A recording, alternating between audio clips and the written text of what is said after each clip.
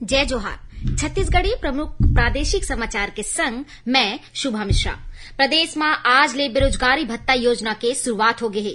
मुख्यमंत्री भूपेश बघेल रायपुर में ए योजना के शुभारंभ करीन। ए मौका में उमन 4 पात्र युवा मन ला बेरोजगारी भत्ता स्वीकृति के आदेश दिन। योजना के तहत पात्र युवा मन के बैंक खाता में हर महीना 2500 रुपया भेजे जाही। राज्य में सामाजिक आर्थिक सर्वेक्षण के काम आज ले शुरू हो गए है। मुख्यमंत्री भूपेश बघेल रायपुर में आयोजित कार्यक्रम में सर्वेक्षण के शुभारंभ करीन। ए मौका में उमन सर्वेक्षण दल ला हरी झंडी दिखा के आने जिला मन बर रवाना करीन।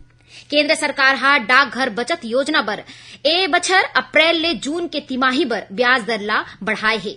केंद्रीय स्वास्थ्य मंत्रालय प्रदेश के 3 शासकीय अस्पताल ला राष्ट्रीय गुणवत्ता आश्वासन मानक प्रमाण पत्र प्रदान करीन। एमा सरगुजा जिला के सीतापुर सामुदायिक स्वास्थ्य केंद्र, महासमुंद के कोमाखान प्राथमिक स्वास्थ्य केंद्र और कोरबा जिला के गोपालपुर शहरी प्राथमिक स्वास्थ्य केंद्र शामिल है।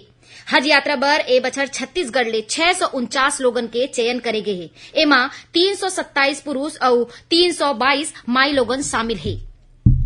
प्रदेश में नवा शिक्षा सत्र 16 जून ले शुरू होही। इस सत्र के पहली ले 8वीं कक्षा तक के सब्बो विद्यार्थी मन ला 2 सेट निशुल्क स्कूली कपड़ा दे जाही।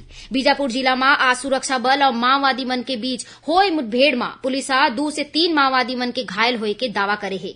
मुख्यमंत्री भूपेश बघेल जन नेता बिसाहू दास महंत और लोक नाचा के जनक दाऊ दुलार सिंह मंदराजी के जयंती में ओमन ला नमन करीन।